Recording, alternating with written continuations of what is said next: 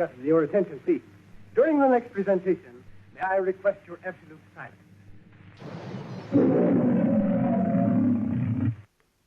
Well, I thought my razor was dull until I heard his speech. And that reminds me of a story that's so dirty I'm ashamed to think of it myself.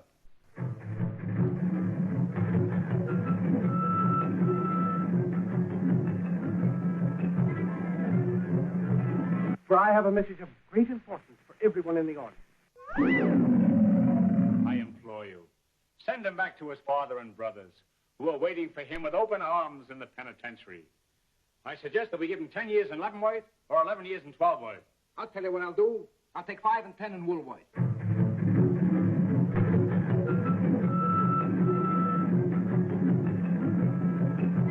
Now remember, please, absolute quiet.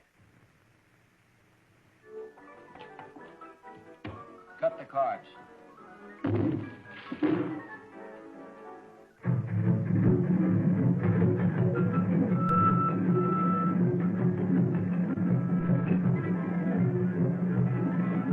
Absolute quiet.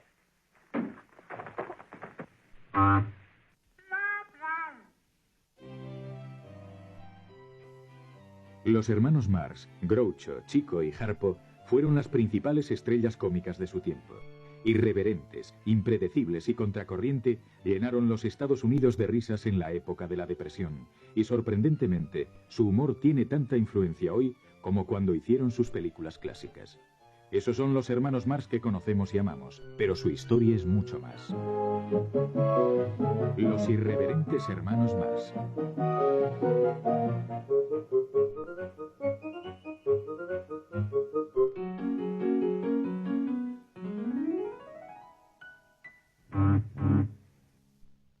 The Marx Brothers are retiring from the silver screen. That's right, folks. We're on our way. That's right, folks. Well, where do we go from here? Puede que Groucho, Chico y Harpo hubiesen precipitado el final de su carrera, pero lo cierto era que los hermanos habían perdido el entusiasmo por el mundo del cine, de modo que en 1941 se retiraron. No era la primera vez que sus carreras habían llegado a un punto muerto, pero como solo 5 años después del importante éxito de Una noche en la ópera y Un día en las carreras. ¿Cómo habían llegado a esto? Todo comenzó en la Alemania del siglo XIX, donde sus abuelos maternos dirigían una compañía ambulante de teatro. Levi Schoenberg era un mal mago, Fanny era una arpista tirolesa. Cuando llegaron a los Estados Unidos, su hija Minnie tenía 15 años. 7 años más tarde, la brillante, competente y ambiciosa Minnie se casaba con Sam Marx.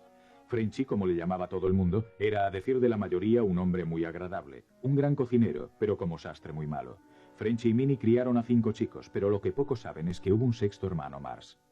Chico was born after the firstborn died, and his name was Manfred. Because Chico came after that, Minnie was very attached and adored him. Leonard nació en 1887. De niño, Chico aprendió a hacer dinero en salas de apuestas, pistas de carreras y bares. 1 Scotch, 1 rye. Okay, lady, I sent him right over.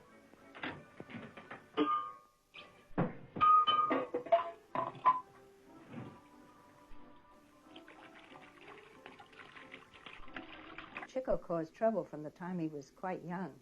I mean, he got into gambling. He was a compulsive gambler by the time he was 12.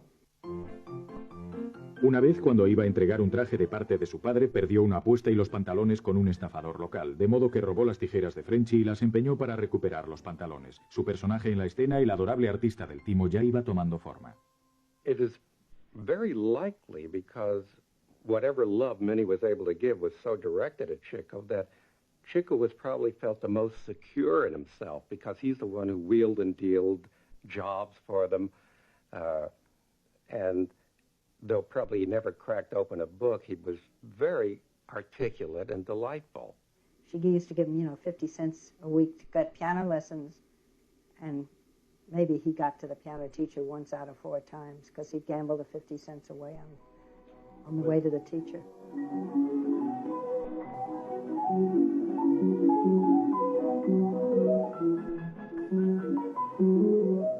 Nobody ever had played the piano like him before, and nobody's ever played it like him since.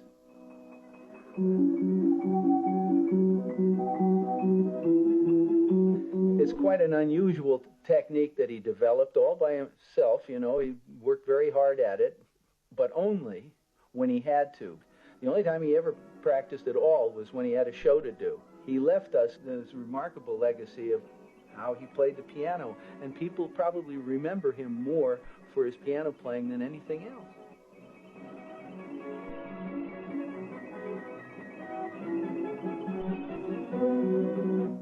En 1888 nacía Adolf. A la sombra de la sociabilidad de chico, este muchacho, que después se cambiaría el nombre por Arthur y finalmente por Harpo, se convirtió en el hijo bueno. Every day he would come home from school, he'd go by the window and he'd see the man rolling the cigars.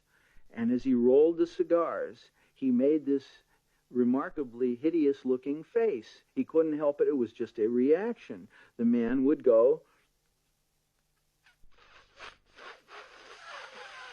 and the cigar would be made. And Dad thought that was one of the best-looking men he had ever seen in his life. He developed the gookie. As a result, it became a part of his act. Una vez perfeccionado el gesto, Harpo golpeó la ventana, hizo la mueca y enfureció al hombre de los cigarros. Así que el comienzo de Harpo desafiando a las figuras autoritarias no es totalmente inocente. Hey, you're a wide guy, ain't you? Let go of that club. Give me that club, you hear? Do you see that badge?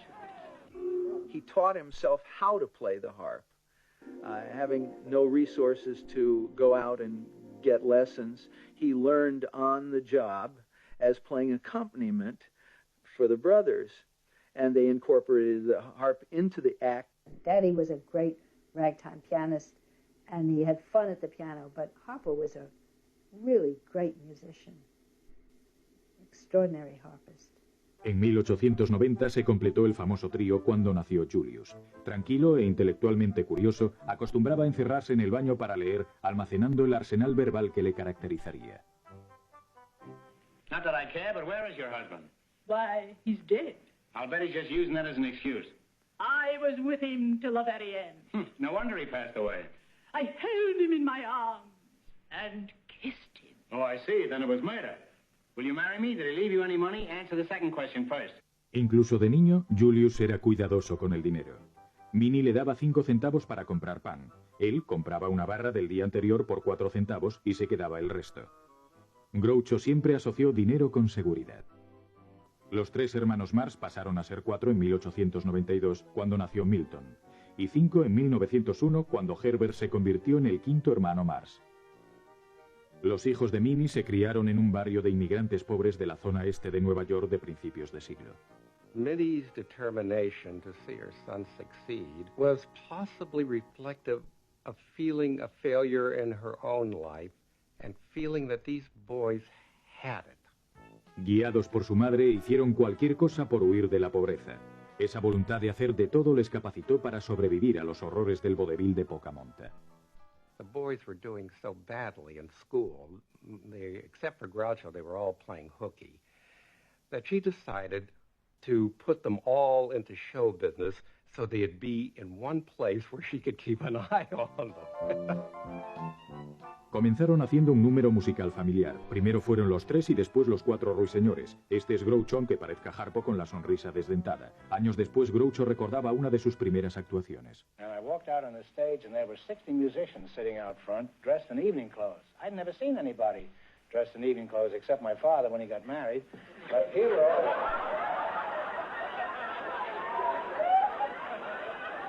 Here were these 60 men, and I was stiff with fright.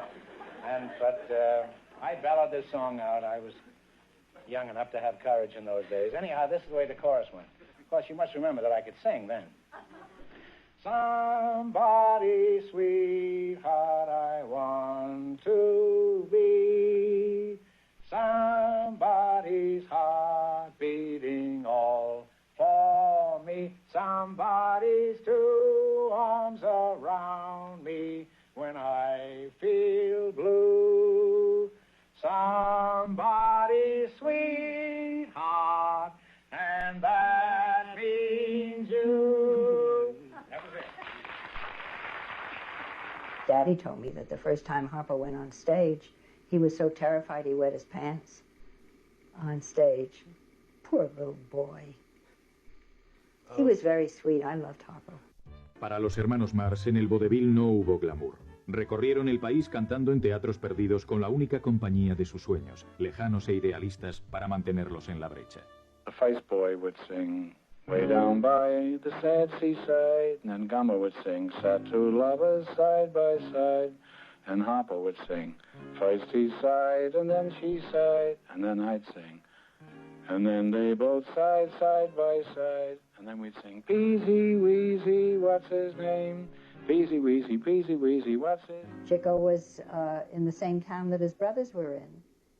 And when he saw that they were playing, he bribed the guy in the pit who played the piano to let him stand in for him. And when his brothers saw him in the pit, they started throwing things at him, and he threw them back, and he joined the act. En 1910 tuvo lugar un avance importante para los hermanos, y sobre todo en Nagadoches, Texas.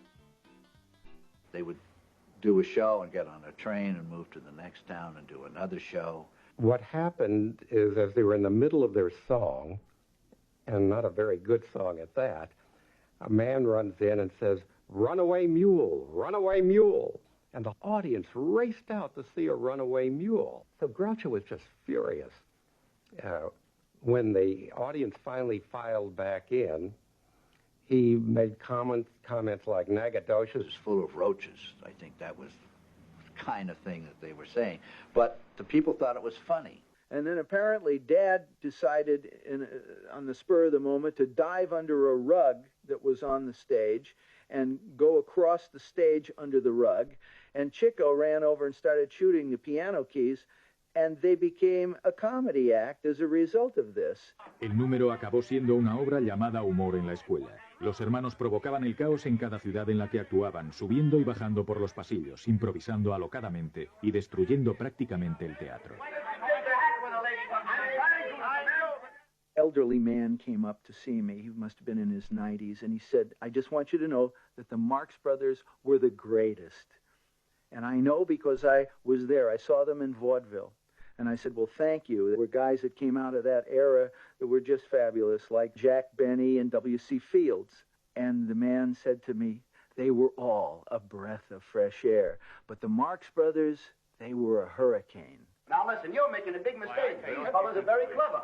They're funny fellas. And I've got a play that I've written that I'd like to explain to you. I'd like to read this manuscript for you. It's a wonderful play, and these fellas would fit in it. Now, if you'll come over and sit down with me for a minute, I'll explain the whole thing to you.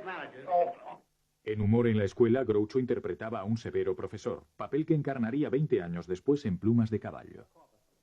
Now then, baboons, what is a corpuscle? That's easy. First is a captain, then is a lieutenant, then is a corpuscle. That's fine. Why don't you bore a hole in yourself and let the sap run out? Los hermanos eran una fuerza desatada sobre el escenario, pero fue un acto de desesperación de Minnie lo que les dio el empuje que necesitaban. En 1914 tuvo la valentía de comprar una página de publicidad entera en la revista Variety. En ella garantizaba descaradamente que los hermanos Marx reventarían la taquilla o trabajarían gratis. Resultó, y de ahí en adelante consiguieron contratos en firme en los grandes circuitos del vodevil. She took the name of Minnie Palmer and she became an agent. And when Daddy joined the act, one of the things he discovered was that in order to sell some of her acts, she'd sell the Marx Brothers cheaper. So he, very gently, because he adored Minnie, but he managed to get the reins away and become the manager. And he stayed their manager until the very end. I'm sincerely proud to greet you and thank you very much for coming here. Chico, I've been a fan of yours, may I say this, since I was about this high when I saw you in Duck Soup. Are you really brothers? Well, as far as I know. You know, a lot of people ask me, are we really brothers, and can Harpo talk, and how'd you get your names, you going to make any more pictures? You know, Harpo can really talk. If you don't think he can talk, just play golf with him and let him miss a putt that big, you'll hear. How we got our names is a very interesting thing. One night, the Marx Brothers were involved in a backstage game of stud poker, and a comedian named Art Fisher was dealing. And he dealt a card to Leonard, and he stopped and he said, wait a moment, you're always chasing the chicks, so we're going to call you Chico. Chico's name came because in those days, a fellow who chased girls was called a chicken chaser. I got my name when I was about 15 years of age. I used to chase the chickens. I still chase them. I don't catch them anymore. I'm just waiting for a rainy day. I'm good in the mud. And at 6, he put down for Julius, who he decided to call Groucho. We used to wear a little bag goes around the neck, was called a grouch bag. In this bag, we would keep our pennies, our marbles, piece of candy, little marijuana, whatever we could pick up. Well, we were studying to be musicians. And Groucho got his name from the bag. You wore a little grouch bag around your neck with some money in it, and you never took it off. When you slept, and you never took it off. And that was maybe part of the name Groucho. And I got my name from that cartoon strip. My own theory was that he really was going by his disposition. That's mean. He wasn't always grouchy, but he was grouchy a lot. Well, Harpo got his name because, obviously, he played the harp. When they were on the farm, Zeppo, who was about 14, was sitting on a fence when Daddy was walking down the road. And when he saw Daddy, he went, "Hi there, Zeke." And Dad said, "Hi there, Zepp." And it stuck. And Zeppo was born when the first Zeppelin came over to America. That's how he got his name. There was a freak, apparently, with Ringling Brothers Circus, and the freak's name was Zippo. For some strange reason, the brothers decided to call him Zippo, and he hated that. His name was Herbert, but he had only that choice other than Zippo, so he changed it to Zeppo. And Gummo wore thick-soled shoes, gum shoes, and they called him Gummo because of the shoes, because you could never hear him coming. Pasarían otros 10 años antes de que sus apodos fuesen conocidos por el público, pero como quiera que se les llamase, los hermanos Marx llegaron por fin a la cumbre. En 1915 actuaban en el primer teatro de vodevil de los Estados Unidos, el Palace.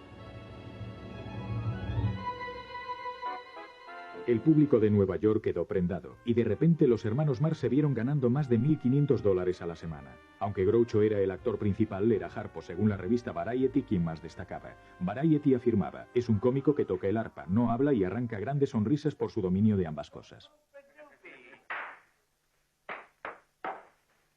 What do you think you are? Hey, wait a minute. You know who this is? No. He sells frankfurters at the Merchant of Venus. Well, what do you want?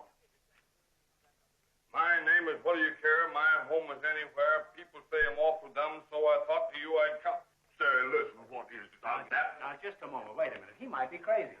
Wait, I'll find out. You want to go on the stage? Crazy. At one time in their vaudeville act, Harpo did speak.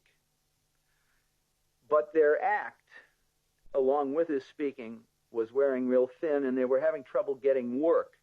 And finally, one day in Chicago, Minnie convinced a theater owner to book her boys with the promise that they'd have a brand new act. So Minnie got her brother, Al Sheehan, who was one of that famous vaudeville duo, Gallagher and Sheehan, and that was their uncle, to write the script for them that night. Unfortunately, in his haste, he forgot to write any lines in for my dad, who said, "Okay, I'll just ad-lib." Well, they went ahead and they did the show, and then the following day the reviews came out and said something like, last night's bill at the Orpheum, Arthur Marx proved himself a first-rate pantomimist. However, his reputation as a comedian was rudely shattered every time he opened his mouth to speak. And from that time on, he never spoke another word on stage, just used the horn and the whistle.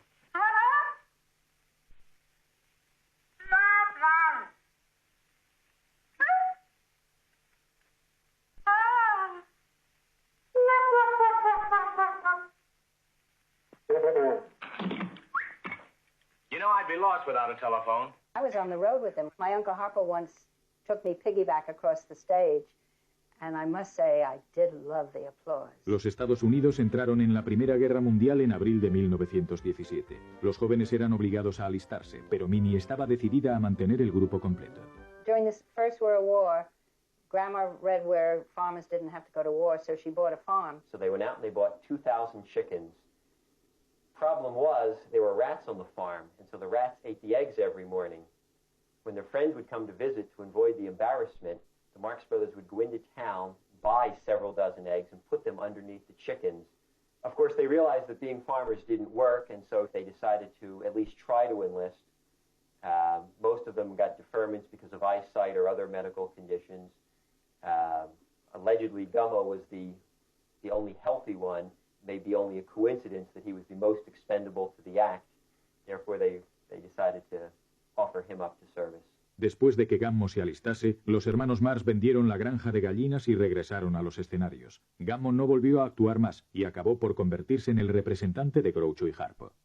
Su hermano pequeño, Herbert, ocupó su lugar en el número. Se había relacionado con algunos gángsteres y posiblemente su entrada en el mundo del espectáculo le evitase acabar en prisión. Money, I'll do anything. Why don't you try me? You might as well. You might be great. Who can tell? What do you call your specialty? You mean my big sensation? I knock 'em cold when I pull off my Chevalier imitation. You know, Zeppo took over for Groucho. He was his understudy when Groucho got sick. And many people who had seen Zeppo work felt that Zeppo was equal to the task. Zeppo was a very funny man. Ansiosos de probar que podían ser divertidos fuera del vodevil, los hermanos emprendieron una ambiciosa marcha. Fue un desastre. Fracasaron estrepitosamente con un musical, financiaron su propia película muda, que era tan mala que nunca se estrenó, y su comedia estilo americano resultó ser un rotundo fracaso en 1922, durante una gira por Inglaterra. Cuando regresaron a casa, descubrieron que estaban en la lista negra por incumplimiento de contrato. Lo relegaron. Al único momento positivo de su carrera durante este periodo, le siguió el nacimiento del hijo de Groucho, Arthur. The Marx Brothers were performing at Keith's Riverside Theater at the time, and Groucho spent a little too much time at the hospital visiting his wife and his newborn baby. And so he got back to the theater a little bit late. And our curtain music was just playing as we walked in the theater. So I didn't have time to paste this on, so I took some black grease paint and I went like this. And smeared on a grease paint mustache and eyebrows.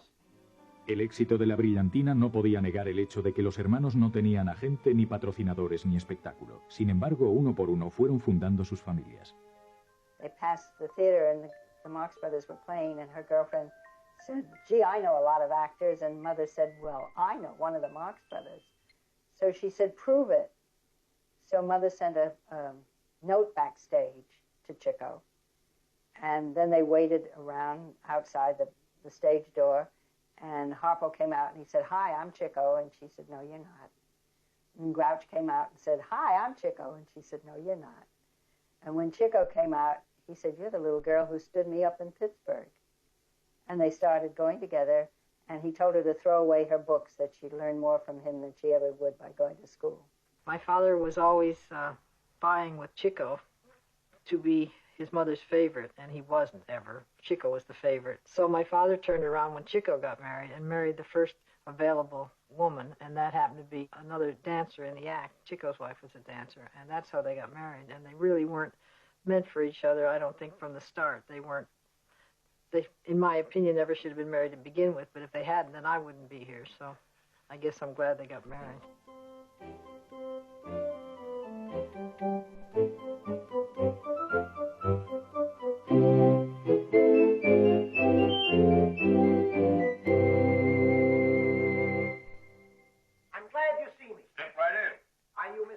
Chico was always the Navy one.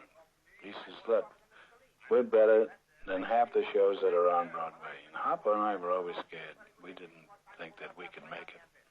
He was enormously optimistic about everything. That was the gambler in him. And Groucho was always pessimistic. So that when Chico came up with the idea of doing a Broadway show, Groucho was terrified. He said, "Why should anybody go see us on Broadway for $3.30 when for 55 cents they can see us in vaudeville?" And Chico said, "Because we're too good for vaudeville." He said, "We belong on Broadway." Un dibujante amigo de Chico tuvo una idea para una nueva producción en la que utilizarían unos decorados almacenados cerca de un teatro disponible en Filadelfia. Juntos, él y Chico combinaron los números ya existentes de los hermanos Marx con nuevo material, haciéndolo más una revista que un musical tradicional.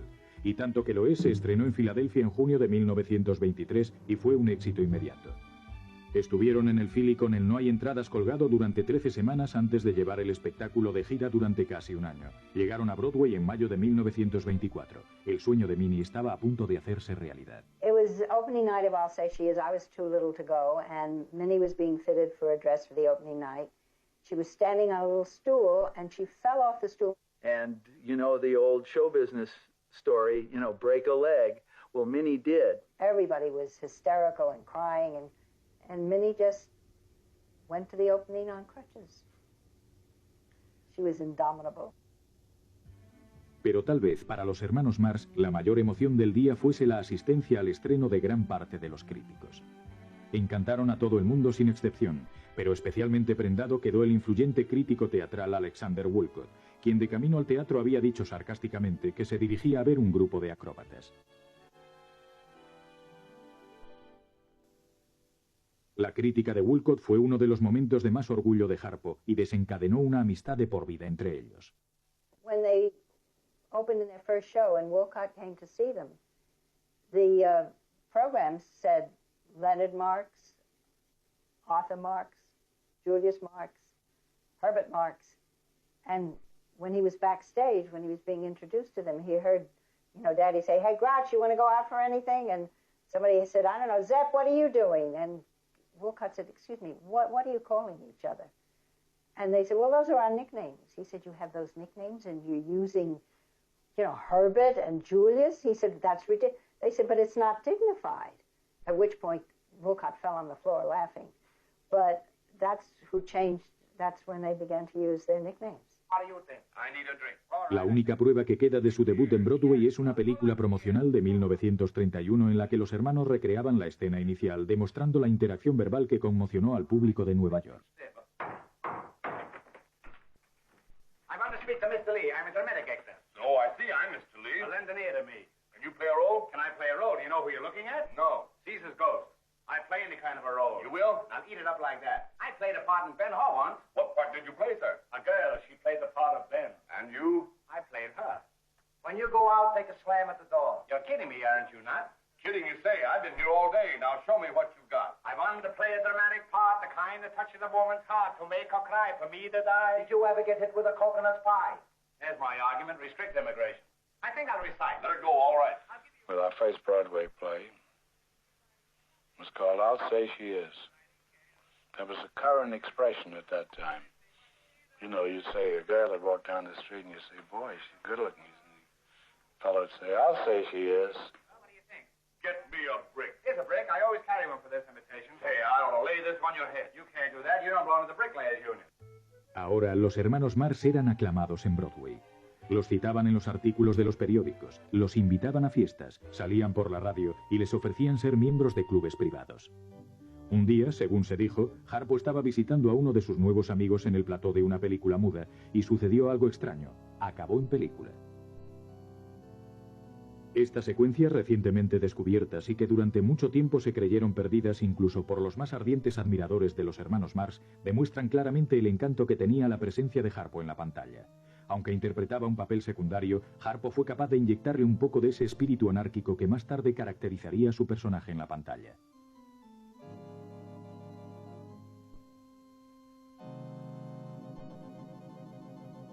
¿Seguro que no puedes moverte? Un diálogo muy poco brillante, pero destacable por ser la única vez en su carrera cinematográfica que Harpo hablaba ante la cámara.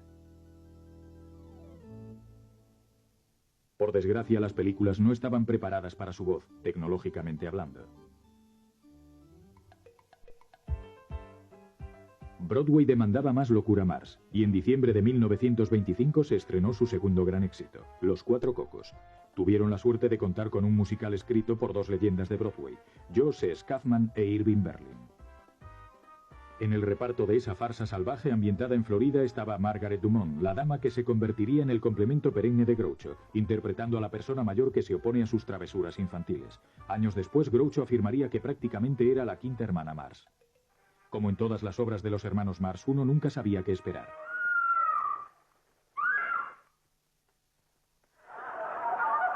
Por ejemplo, una noche Harpo le pidió a una de las chicas del coro que corriese por el teatro en mitad de la escena de amor de Groucho con Dumont. Al público le encantó y la escena quedó. Después de Broadway se llevaron a los Cuatro Cocos de gira. La gira duraría hasta 1928, pero para cuando regresaron al Gran Camino Blanco para representar el conflicto de los Marx, su tercer éxito, el mundo del espectáculo estaba revolucionado. Ladies and gentlemen, I am privileged to say a few words to you in this most modern and novel manner. Privileged because it's the first living Vitaphone announcement ever made announcing the coming of one of the year's outstanding pictures. What is the picture? Oh, well, of course. Con el furor de las películas habladas, la Paramount, como todos los estudios, se desesperaba por contratar actores que pudiesen moverse y hablar al mismo tiempo. No dejaron escapar a los hermanos Marx. And what's more remarkable to me is that 5 years after their success on Broadway, they made their first motion pictures. So they got 25 years on stage before you ever see them in Coconuts. And by that time, they were all 40 years old. En la primavera de 1929, los hermanos Marx hacían la versión hablada de Los Cuatro Cocos durante el día y representaban el conflicto de los Marx en el teatro por la noche. Su carrera no podía ir mejor, cuando les golpeó la tragedia.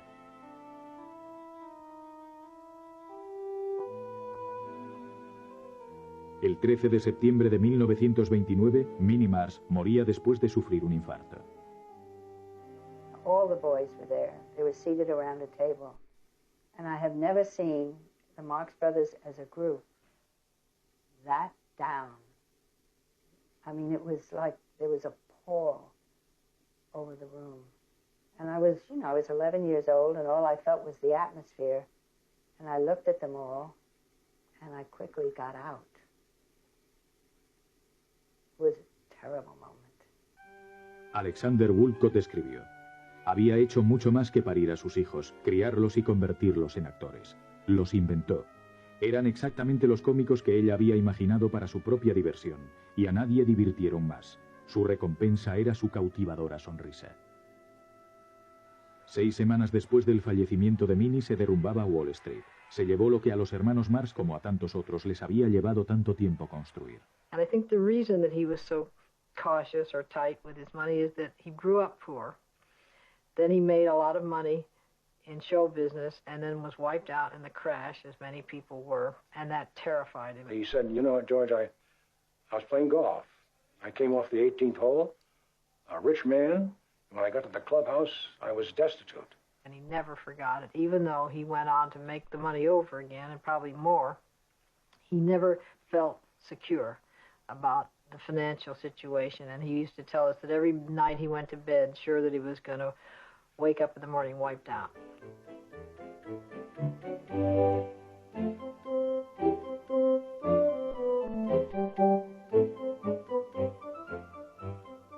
Los hermanos Marx necesitaban dinero, mucho dinero y rápido, y la mejor forma de conseguirlo era haciendo otra película.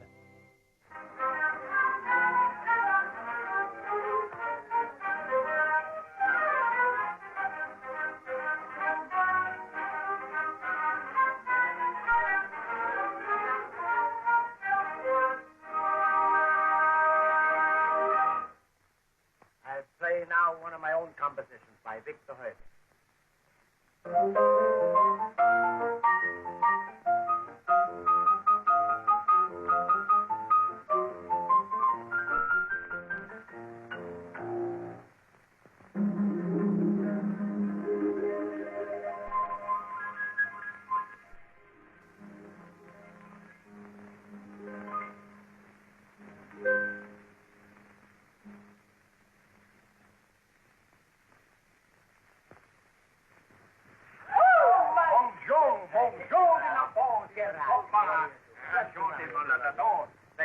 ladies or a ladies present. What do you think this is? Put that hat down, will you?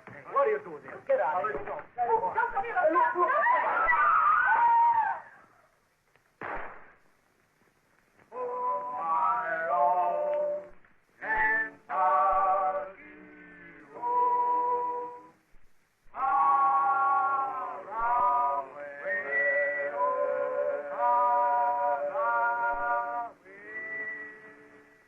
This program is coming to you from the House of Davis.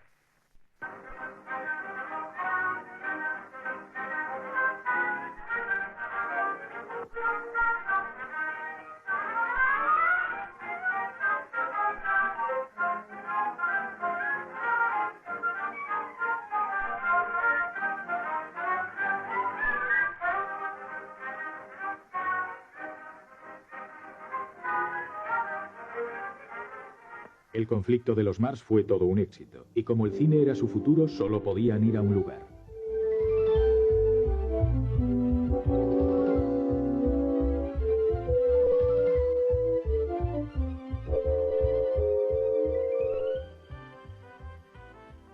Hollywood en los años 30 era una ciudad de sol, riqueza, diversión disparatada y moralidad resbaladiza. Fue este ambiente fresco el que recibió a los hermanos Mars cuando se bajaron del tren de Nueva York para hacer su primera película en Hollywood.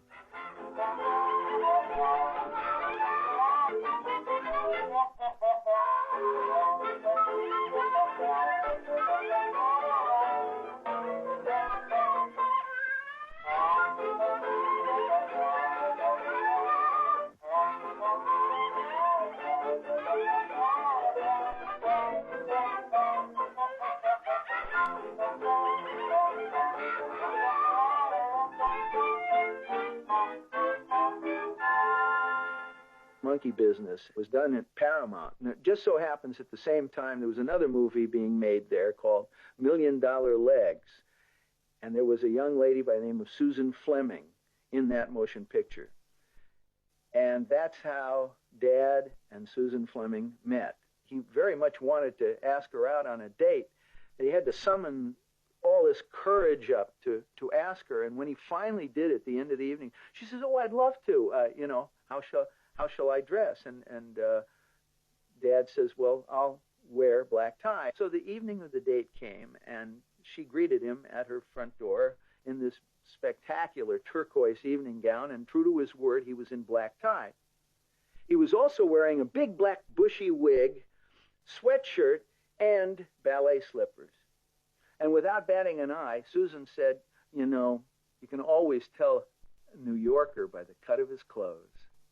El éxito de los hermanos Mars fue en parte debido a su química dentro y fuera de la pantalla. The brothers would have normal sibling fights, just like any brothers, about various different things, but they would always come back because the bond was so strong that they would have this wonderful feeling of forgiveness. There wasn't a day that went by that Daddy didn't call Groucho. He never said anything. I mean, he'd call, he'd say, "Hi, Grouch, what's new?" Grouch obviously would say nothing, and Daddy'd say, "Fine, bye." I mean, they did this every day. They touched base. Have you read any good books lately? Plumas de Caballo, la cuarta película de los hermanos Mars, fue su cuarto éxito consecutivo. También los puso en la portada de la revista Time. Se podría decir que se adaptaron al éxito de Hollywood como el ganso a la sopa.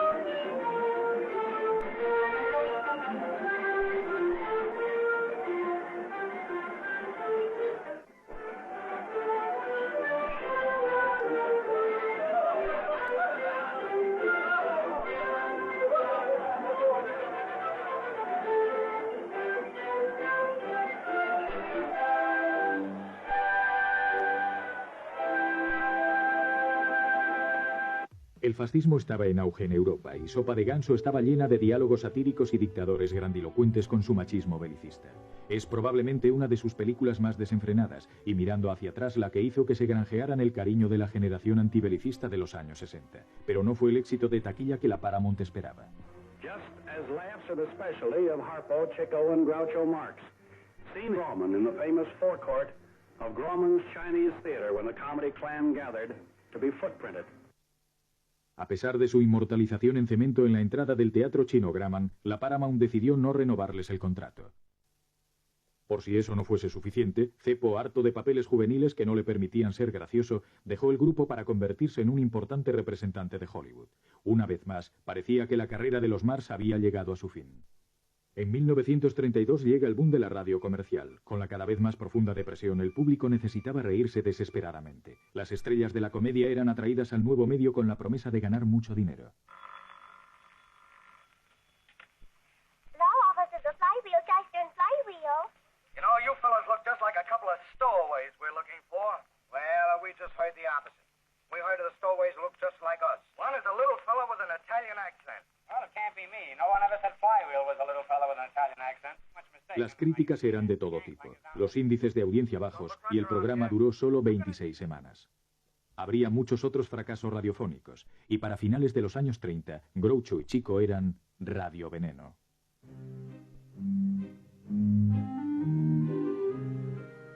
Lo que muy pocos saben es que en 1934 Harpo se convirtió en el primer artista norteamericano que trabajaba en Rusia después de la Revolución. Combatió el terrible invierno y la estricta seguridad gubernamental para mostrar al circuito del caviar el verdadero significado del marxismo. En estas desconocidas secuencias tomadas por un cámara ruso, Harpo toca directamente para un público que obviamente sabía apreciar.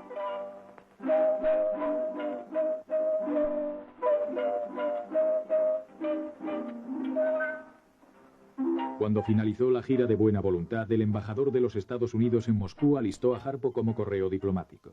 Él nunca supo qué secretos había en el sobre adherido a su pierna, pero en aquellos días en que amenazaban las nubes de tormenta de la guerra, él estaba dispuesto a arriesgar la vida para ayudar a su país.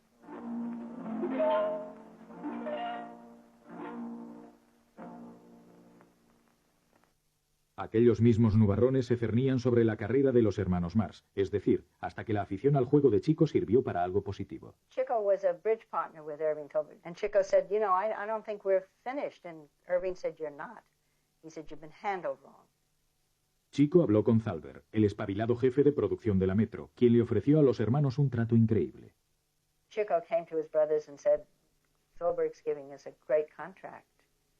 And Harpo and Groucho said, we're not signing any contract. And Chico said, what do you mean? He said, we're not signing unless you let us manage your money. And so Chico had to give in. Pero el dinero no era el factor clave en ese trato. El ojo de Thalberg estaba puesto en la calidad creativa. Lo primero que hizo fue reunirlos de nuevo con el dramaturgo George C. Kaufman. He said, I'm going to start a whole unit at MGM just for you, with your own writers and your own director. He said, and you'll wait and see. And of course, he was quite right.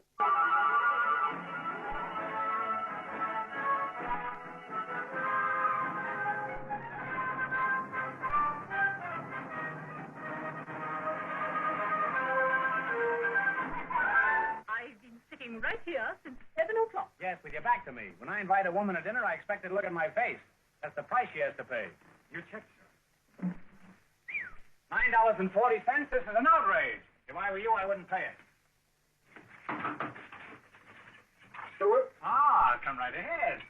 Hey, Stewart, the food. Been waiting all afternoon for you, Stewart. Come on.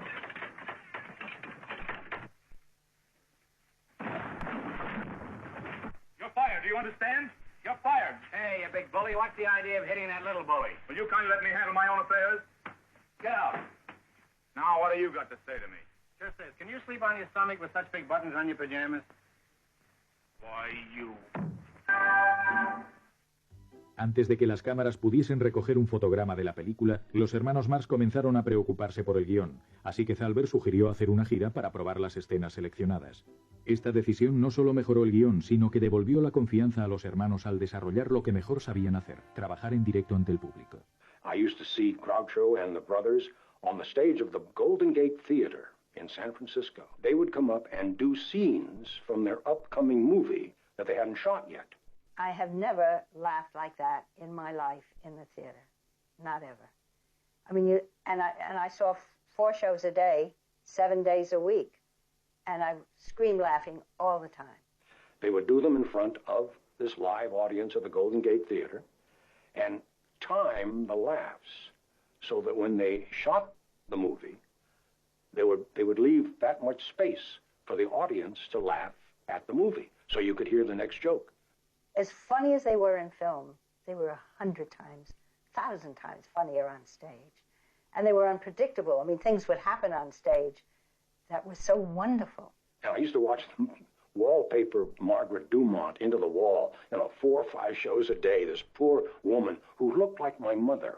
Durante la gira casi se suprime la famosa escena del camarote porque no provocaba ninguna risa. Entonces, una noche se olvidaron del guión y la anarquía marxista imperó en el escenario una vez más. Los resultados transformaron una escena floja en una clásica del cine. On the second or third day, I thought to myself, gee, the second show, there's nobody in the audience except a few drunks, guys in overcoats, and a few ladies of the evening. I'll go and get my hair done. So I went out and came back and went backstage, and Daddy and Harper were waiting for me. And I said, hi. And they said, well? And I said, well? And they said, well? And I really didn't know what the hell they were talking about. I looked at Daddy and looked at Harpo, and Harpo said, I told you she wouldn't know. Chico said, I was sure you'd guess. I said, no, what? Guess what? And it turned out they had changed parts. Daddy had played Harpo, and Harpo had played Daddy. And they did it for me, and I wasn't there. That's one of the biggest disappointments I've ever had in show business. It was a heartbreak, because they never would do it again.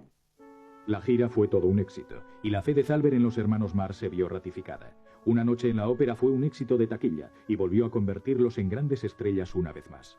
Intentando repetir la fórmula que tan buen resultado les había dado con Una noche en la ópera, los hermanos Marx volvieron a coger la carretera para probar un nuevo guión, pero 2 semanas después de que comenzara el rodaje, Thalberg, de 37 años, moría de una neumonía. Sin su consejo durante el rodaje y la edición, los hermanos no tenían una visión creativa fuerte. Aún así, Thalberg había iniciado el camino, y un día en las carreras resultó ser la última gran película de los hermanos Marx.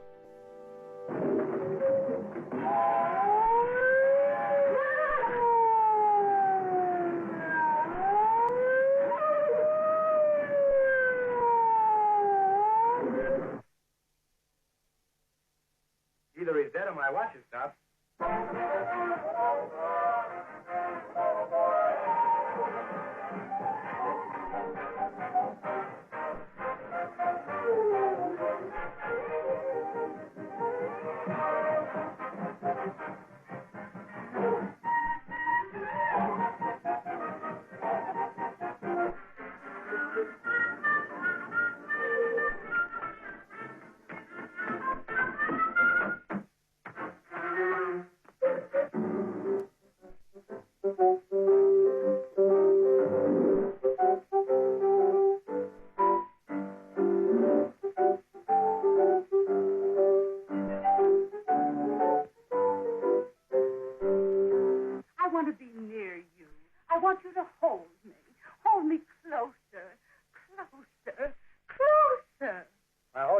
I'll be in back of it.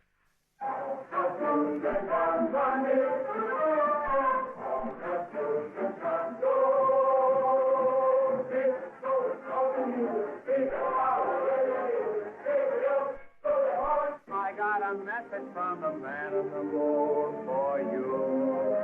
Just you. And a blue sun meets in the waters together. Heidi, Heidi, Heidi.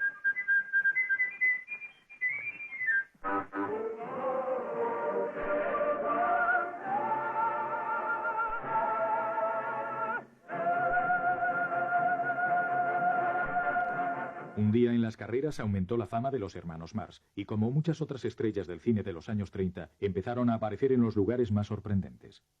Now listen, babe. I've been bad a few words, see? I've been chasing you all night. about a little kiss, baby? Where? Fancy meeting you here.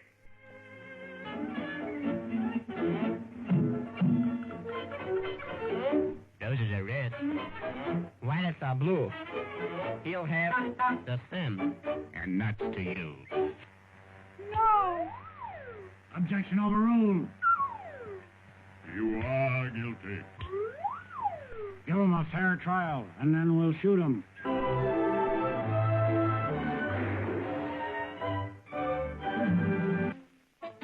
Los hermanos Mars eran queridos en todas partes menos en la Metro-Goldwyn-Mayer, donde sin Thalberg su carrera se estancó. Así que recurrieron a la RKO para hacer su siguiente película, la única que no había sido escrita especialmente para ellos. Fue un producto torpe.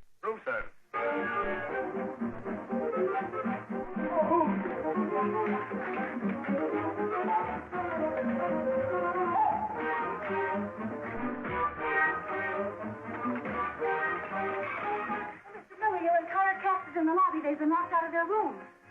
You can't do this to me. If I lose my cash, I'll sue him. If I lose my backer, I'll kill him.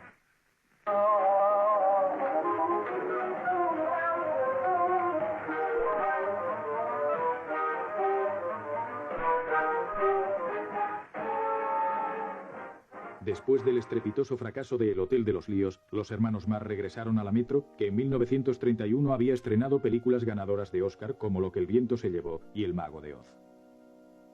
Pero a Louis B. Mayer no le gustaban los hermanos Marx, y sin un ejecutivo de apoyo que supervisara su trabajo, el interés de los Marx por hacer cine disminuyó y se volvieron rebeldes en el plató. The writers who worked on Marx Brothers films all had one thing in common: exhaustion.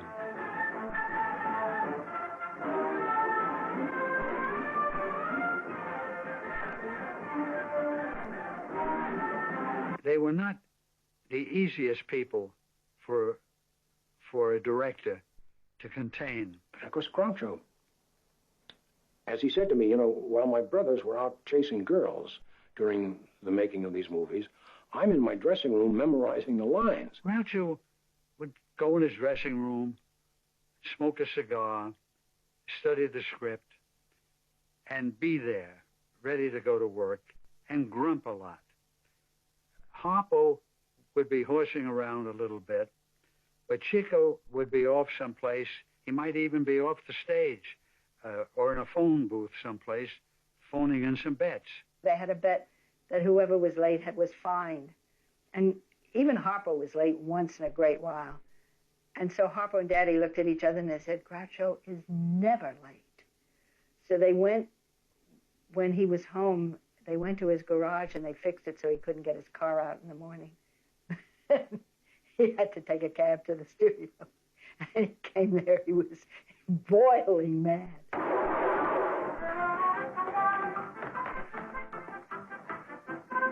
Nobody can outshoot two-gun quail. Boys, sweep him out of the gunner. It's just like a movie.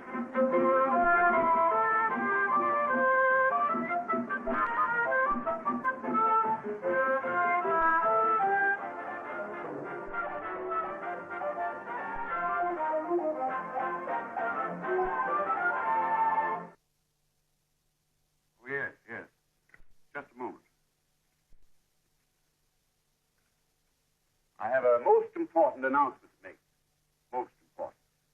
The Marx Brothers are retiring from the silver screen. We didn't know you cared. But since you do, we'll present to you songs and scenes from our first farewell picture, The Big Star, where everything's a goodbye. Goodbye.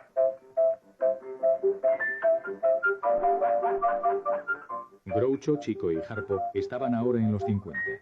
Sus tres últimas películas fueron mediocres y la Metro ya no los quería. En realidad tampoco los quería ningún otro estudio de la ciudad. Los hermanos, aparte de Chico, no tenían necesidad económica de trabajar, así que decidieron retirarse. That's the fine. Let there be wine. And women. And the song. And women. And caviar. And women.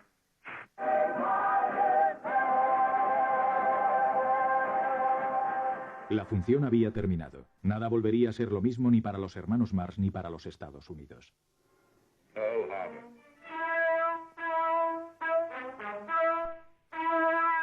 The brunt of the cowardly blow struck at Pearl Harbor was borne by the Army and Navy.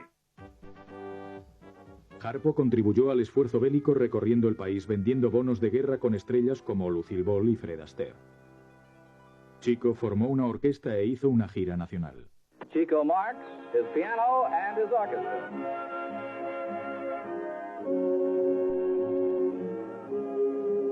Good evening, ladies and gentlemen. Here we are backstage at the Stanley again, and this is yours truly, Ray Spencer, bringing to you for the first time on the air the music of Chico Marx and his new outstanding orchestra. He would be leading the band, and then he would get tired, and his hand sort of would droop, and he would turn his back on the band and sit down and take out a banana and peel it and start to eat the banana, and every so often he would, over his back, he would give a beat to the band. Probably didn't do anything to the musicians, but it was very charming. Groucho había cimentado su carrera sobre el amor al lenguaje. ¿Dónde más podía encontrar la salvación sino volviendo a la radio?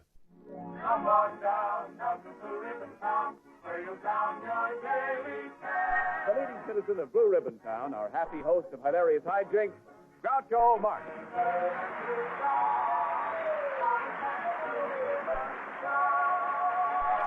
Boy, what a turnout. Isn't this wonderful, Groucho? Wonderful. What's wonderful about it? Where are all the girls? Girls? Did you expect to see girls at a Marine camp? Of course. Where's Maureen O'Sullivan and Maureen O'Hara and Maureen Dietrich? So we're walking down, and on the 11th floor, there was a sign on the door that said, Hamburger and Hamburger Attorneys at Law. Now, this was too good for Groucho to pass up. So he walks in, I followed him in, and he says, I want to say a hamburger. And he always finds the perfect foil seated behind a desk. The lady said, which hamburger did you want to see? And Groucho says, I've always found that one hamburger is pretty much like another hamburger.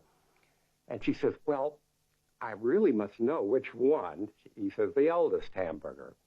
She says, oh, Hamburger Sr. died last week. And he says, really? Well, I'm Groucho Marx. Dig him up. Como maestro de ceremonias tradicional, Groucho sonaba acartonado e incómodo y la audiencia disminuyó. El programa fue suspendido y los productores radiofónicos decidieron que Groucho no volviera a tener un programa permanente en antena. Con su carrera congelada, Groucho, como Harpo, volvió su atención hacia tareas más patrióticas.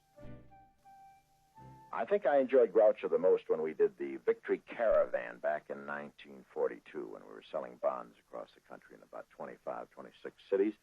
And it was amazing. The train stopped in Washington, which was our first stop, and they had a tremendous crowd cheering everybody that got off the train. And when Groucho got off, nobody recognized him because he didn't have his mustache or cigar. So he just climbed down the other end of the car, put on his mustache, put the cigar in his mouth, got down on the crowd, got off, and got a tremendous hand.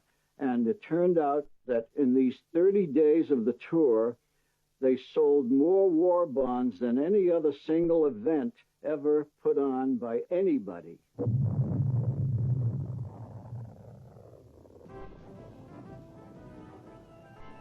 La bomba atómica finalizó la guerra e hizo que las tropas regresaran a casa.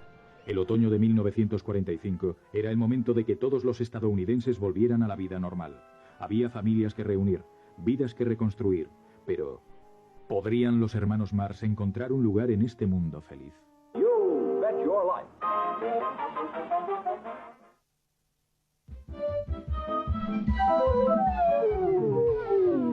Oh, where have you been? I just announced you've been backstage. Backstage. Nice. Can you give me one, too?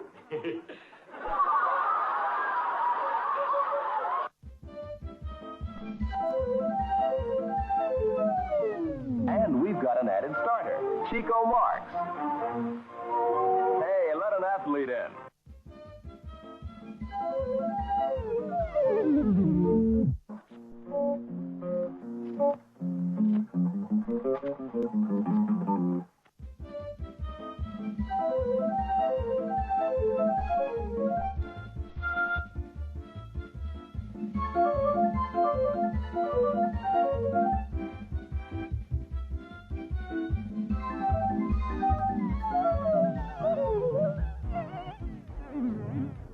You manipulate the uncle, and I'll distract the girl.